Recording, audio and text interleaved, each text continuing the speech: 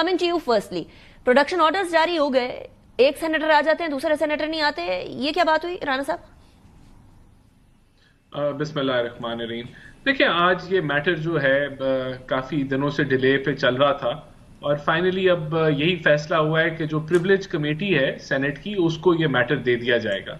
तो मेरे ख्याल से वहां जो है इसके ऊपर एक बेहतर डिस्कशन जो है वो पार्लियामेंटेरियंस अपर हाउस के कर लेंगे, और अगर जो ऐसी कोई वजूहात हैं पंजाब की तरफ से, उनके अगर सिक्योरिटी कंसर्न्स हैं, ऑब्वियसली देखें एजाज चौधरी साहब 9 मई के हवाले से लिंक्ड हैं और उसी की वजह से वो इस वक्त जो है कस्टडी में है, तो वो फिर उस प्रिविलेज कमेटी में जो भी सेंसिटिविटीज हैं वो डिस्कस हो जाएंगी।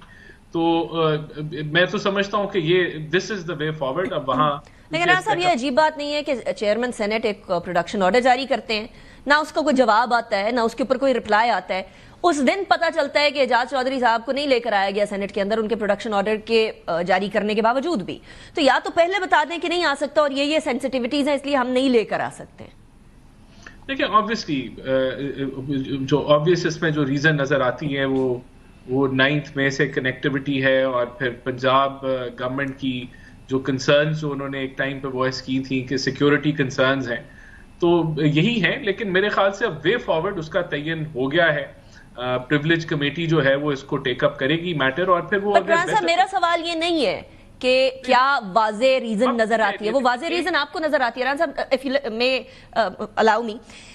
मसला यहां ये नहीं है कि रीजन क्या नजर आती है या अब लाहे अमल क्या तय हुआ है। मेरा सिर्फ ये सवाल है कि क्या ये बात कल या आज पहले ही सेशन से पहले नहीं बताई जा सकती थी कि नहीं लेकर आया जा रहा सेनेटर एजाज चौधरी साहब को? मैं एग्री करूंगा आपसे अनीका कि अगर कोई ऐसे कंसर्न्स थे तो वो कन्वे कर दिए जाते, जो चेयरमैन है उनको कॉन्फिडेंस में ले लिया जाता।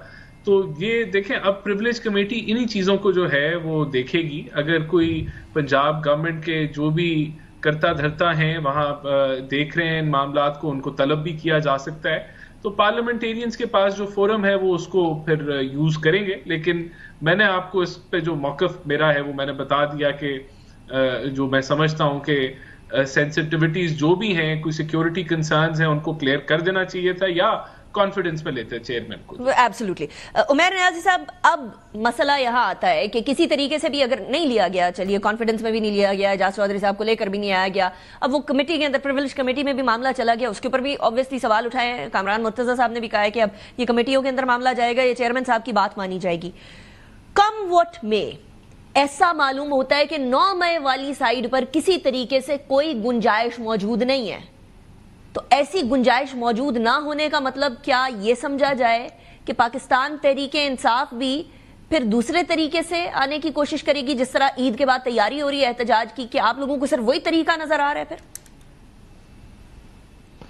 बिस्मिल्लाहिर्रहमानिर्रहीम। बुनियादी तौर पर जी गुंजाइश की बात नहीं, बात जो इधर से वाज़े होती है ना कि कहने को सेनेट अपर हाउस है, वो अपर हाउस रियलिटी में नहीं है, उसके ऊपर एक और भी अपर ताकत मौजूद है। एजाज चौधरी साहब की इस वक्त 1.5 साल से ज़्यादा, सेनेटर बने हैं 6 साल के लिए, 1.5 साल से ज़ायद का अरसा उन्होंने सेनेट का बाहर गुजार दिया है, अपने इलाके की नुमाइंदगी नहीं की, और उसमें मेजर इलेक्शंस भी हुए हैं, चाहे वो सदर का इलेक्शन हो, बजट हो, किसी भी चीज़ पे नहीं आने दिया गया। वो क्यों नहीं आने दिया, वो साफ वाज़े नज़र आता है कि किसी कोई तो है कि कोट लखपत जेल के जेलर जो है ना, चेयरमैन सेनेट की तरफ नहीं देख रहा, वो किसी और तरफ देख रहा है। मतलब छोटी छोटी सी बात हो, अगर फैमिली से मुलाकात की, फ़ोन पे टेलीफोन जासमीन राशिद की अपनी फैमिली से बात, तो वो भी नहीं वो करवाने दे रहा। वो क्यों नहीं करवाने दे रहा? क्योंकि निज़ाम हमारा हाईजैक हुआ है, और इसी निज़ाम को हाईजैक करने की वजह से ही खान साहब ने 3 लेटर मुतवातिर लिखे इस निज़ाम की डेफिशिएंसीज को पिन पॉइंट करने के लिए। ज़ाहिरी बात है, जब अगर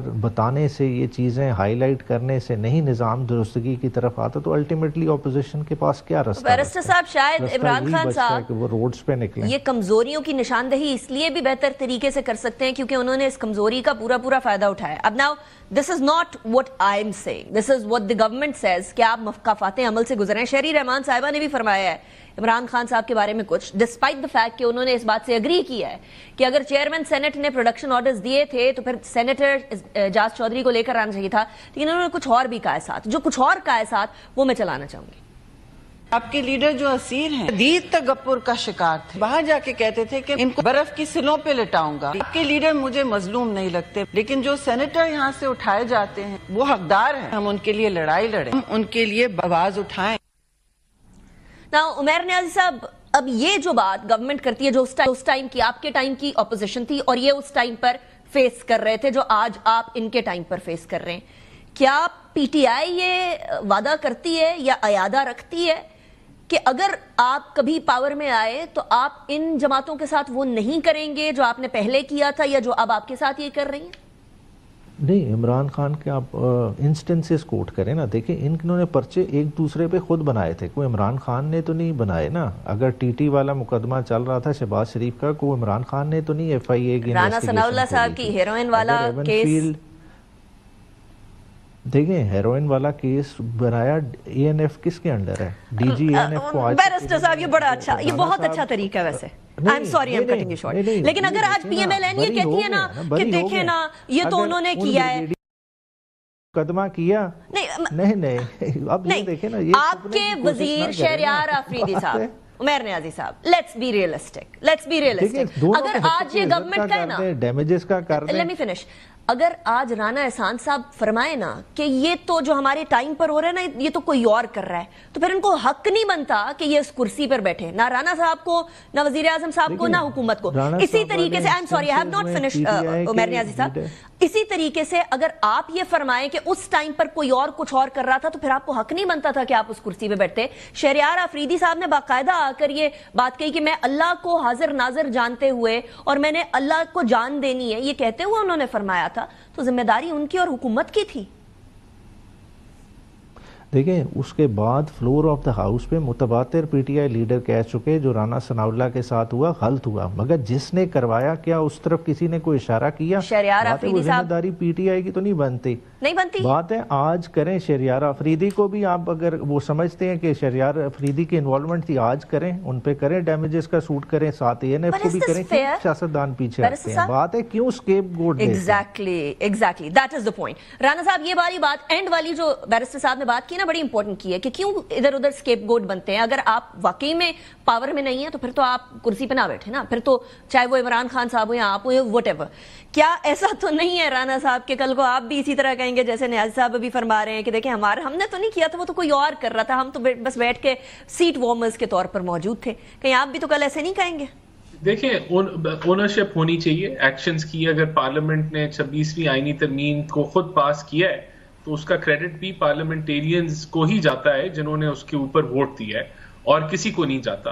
اور دیکھیں اگر کوئی ایسا کوئی کلیم کرے بعد میں کہ کوئی پریشر تھا تو وہ تک نہیں بنتی، کیونکہ آج جب آپ اقتدار میں ہیں تو اگر آپ آج اس چیز کو ہائی لائٹ نہیں کر سکتے تو پھر بعد میں کرنے کی بھی کوئی لاجک نہیں بنتی۔ تو ہم اون کرتے ہیں جو بھی اقدامات ہو رہے ہیں اور جو بھی معاملات، اور اون کرتے رہیں گے، کل کو یہ تو نہیں کہیں گے ہمیں تو بڑی مشکل تھی اور کوئی مجبوری تھی اور ہم کچھ اور نہیں کر سکتے تھے۔